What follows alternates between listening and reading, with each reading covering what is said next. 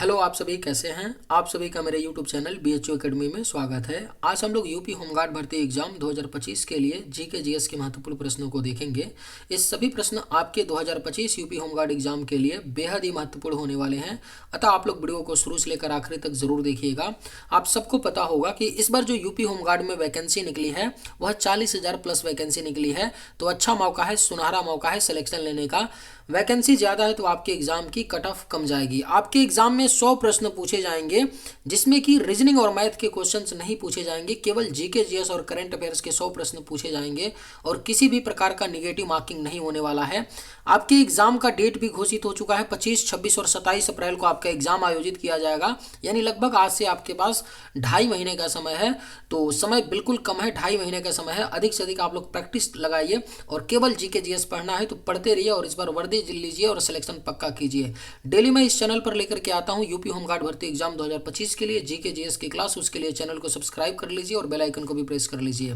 अगर आप सभी को आज का वीडियो थोड़ा सा भी पसंद आएगा तो एक लाइक जरूर कीजिएगा। चलिए बिना देर किए आज के वीडियो को शुरू करते हैं।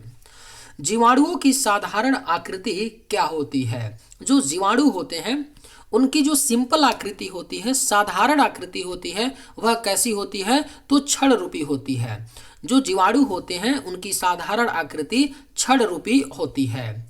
वास्तविक केंद्रक अनुपस्थित होता है। किसमें वास्तविक केंद्रक अनुपस्थित होता है? लाइकेन में, हरे शैवाल में, कवकों में या जीवाणुओं में। सही आंसर क्या होगा तो वास्तविक केंद्रक जो है यह जीवाणुओं में अनुपस्थित होता है। जीवाणु में वास्तविक केंद्रक नहीं होता है। Option D will be right answer. निम्नलिखित में से किसके द्वारा दूध खट्टा होता है? जो दूध है किसके द्वारा खट्टा हो जाता है तो बैक्टीरिया के कारण। बैक्टीरिया के द्वारा जो है दूध खट्टा होता है। हाइड्रोफोबिया रोग किसके द्वारा उत्पन्न होता है?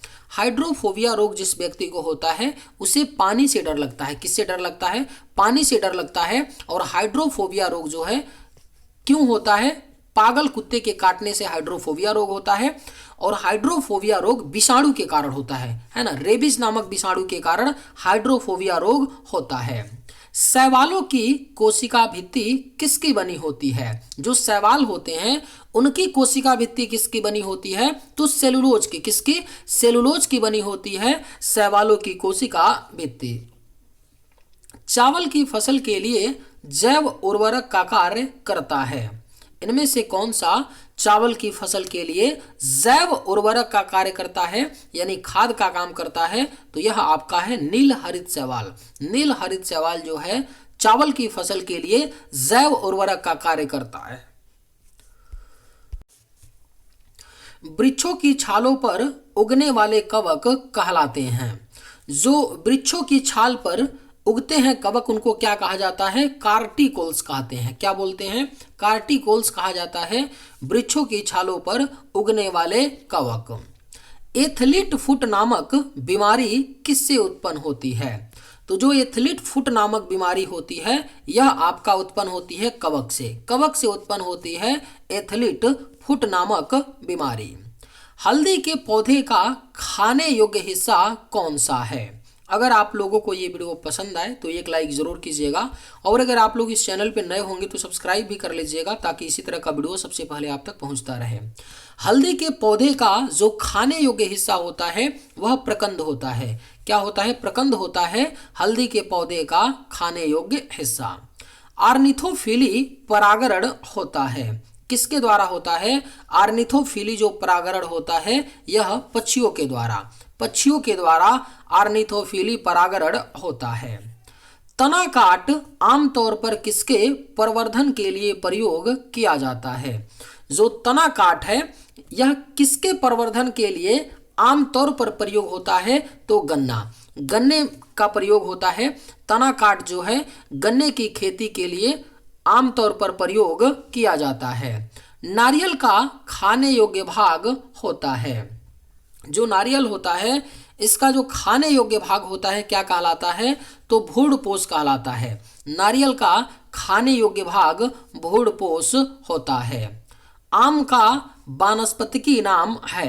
क्या नाम है? आम का जो वानस्पतिकी नाम होता है यह मैंगीफेरा इंडिका है। आम का वानस्पतिकी नाम है मैंगीफेरा इंडिका। कुनैन प्राप्त होता है, कुनैन जो है किससे प्राप्त होता है, तो यह सिनकोना से। कुनैन किससे प्राप्त होता है, तो सिनकोना से प्राप्त होता है कुनैन। तंबाकू की पत्तियों में होता है, तंबाकू जो होता है, तंबाकू की पत्तियों में क्या पाया जाता है, तो निकोटीन। तंबाकू की पत्ती में निकोटीन होता है। दालचीनी पेड़ के किस भाग से प्राप्त की जाती है, दालचीनी जो है यह पेड़ के छाल से प्राप्त होता है। किससे प्राप्त होता है, तो पेड़ के छाल से प्राप्त की जाती है दालचीनी। क्लोरोफिल में कौन सा धातु आयन पाया जाता है, क्लोरोफिल जो होता है इसमें कौन सा धातु आयन पाया जाता है, तो आपका मैग्नीशियम धातु आयन क्लोरोफिल में पाया जाता है। प्रकाश संश्लेषण में पौधे कौन सी गैस का अवशोषण करते हैं, यानी जब पौधे प्रकाश संश्लेषण करते हैं फोटोसिंथेसिस, उसमें कौन से गैस का अवशोषण करते हैं, तो कार्बन डाइऑक्साइड। प्रकाश संश्लेषण में पौधे कार्बन डाइऑक्साइड गैस का अवशोषण करते हैं। प्रकाश संश्लेषण का प्रथम स्थिर यौगिक है, कौन सा है, प्रकाश संश्लेषण का जो प्रथम स्थिर यौगिक होता है यह फास्फोग्लिसरिक अम्ल है। कौन सा है, फास्फोग्लिसरिक अम्ल होता है प्रकाश संश्लेषण का प्रथम स्थिर यौगिक। पौधे की लंबाई में वृद्धि के लिए आवश्यक नहीं है। आपके ऑप्शंस हैं कैल्शियम, नाइट्रोजन, फास्फोरस या सोडियम। सही जवाब क्या होगा, तो पौधों की लंबाई में वृद्धि के लिए जो आवश्यक नहीं है यह आपका सोडियम है। सोडियम आवश्यक नहीं होता है पौधे की लंबाई के में वृद्धि के लिए। अग्नि निर्जा रोग किससे संबंधित है, यह अग्नि निर्जा एक रोग होता है, यह किससे संबंधित होता है, तो सेब से होता है। किससे होता है, सेब से होता है अग्नि निर्जा रोग संबंधित। सेलुलर और मॉलिक्यूलर जीव विज्ञान का केंद्र कहाँ स्थित है, जो सेलुलर और मॉलिक्यूलर जीव विज्ञान का केंद्र है भारत में, यह हैदराबाद में है। सेलुलर और मॉलिक्यूलर जीव विज्ञान का केंद्र। हाइड्रोपोनिक्स किससे संबंधित है, हाइड्रोपोनिक्स जो है यह मिट्टी के बिना पौधे की वृद्धि से, मिट्टी के बिना पौधे की वृद्धि से संबंधित है ना। हाइड्रोपोनिक्स जो होता है, हाइड्रोपोनिक्स में जो पानी होता है केवल पानी का प्रयोग करके खेती किया जाता है, पौधों को उगाया जाता है, यानी बिना मिट्टी के प्रयोग के बिना पौधे की वृद्धि से संबंधित है हाइड्रोपोनिक्स। नदियों में जल का प्रदूषण की माप की जाती है, किसी भी नदी में जल के जो प्रदूषण की माप की जाती है कैसे की जाती है, तो ऑक्सीजन की घुली हुई मात्रा से। नदियों में जल के प्रदूषण की माप जो है ऑक्सीजन की घुली हुई मात्रा से की जाती है। अमीबा का प्रचलन अंग है, क्या है, अमीबा का जो प्रचलन अंग होता है वह कूटपाद होता है। क्या होता है, कूटपाद जो है अमीबा का प्रचलन अंग है। हरा प्रोटोजोआ के नाम से जाना जाता है, बेहद ही महत्वपूर्ण प्रश्न है। हरा प्रोटोजोआ के नाम से क्या जाना जाता है, तो युगलिना। युगलिना जो है हरा प्रोटोजोआ के नाम से जाना जाता है। मलेरिया बुखार पैदा करने वाला प्रोटोजोआ है। अगर आप लोगों को ये वीडियो पसंद आए तो एक लाइक ज़रूर कीजिएगा, और अगर आप लोग इस चैनल पर नए होंगे तो सब्सक्राइब भी कर लीजिएगा। मलेरिया बुखार पैदा करने वाला प्रोटोजोआ कौन सा है, तो प्लाज्मोडियम प्रोटोजोआ है जो मलेरिया बुखार को पैदा करता है।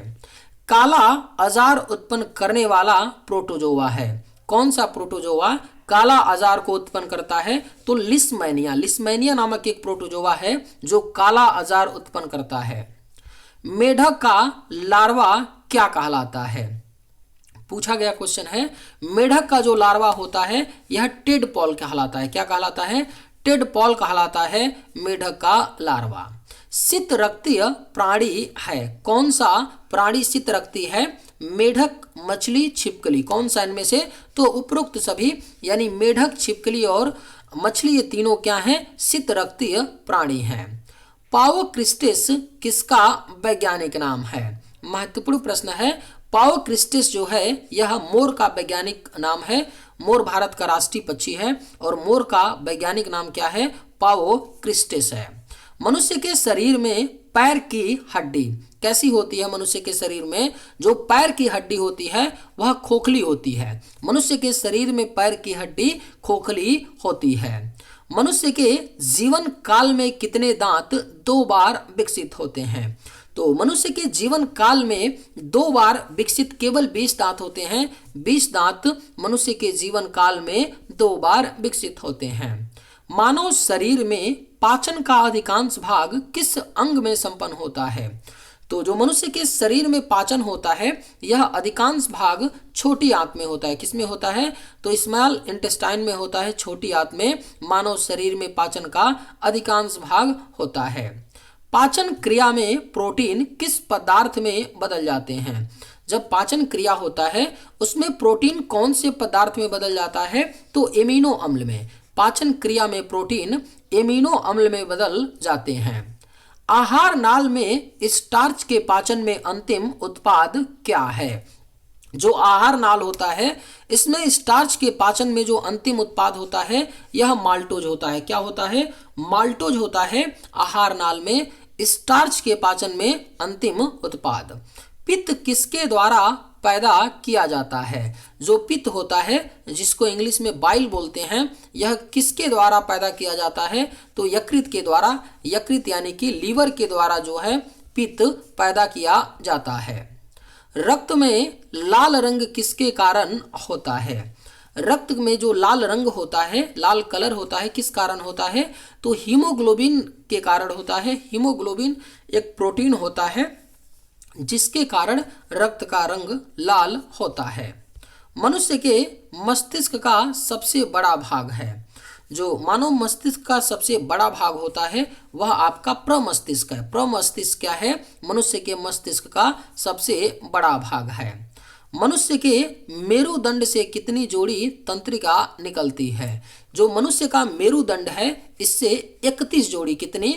तो 31 जोड़ी तंत्रिका निकलती है मनुष्य के मेरुदंड से। सर्वप्रथम जीवों का वैज्ञानिक वर्गीकरण प्रस्तुत किसने किया था? तो सबसे पहले जिसने जीवों के वैज्ञानिक वर्गीकरण को प्रस्तुत किया था वो कौन थे? अरस्तु थे। अरस्तु ने सर्वप्रथम जीवों का वैज्ञानिक वर्गीकरण प्रस्तुत किया। स्पीसीज शब्द का प्रयोग सर्वप्रथम किसने किया? बेहद ही महत्वपूर्ण प्रश्न है।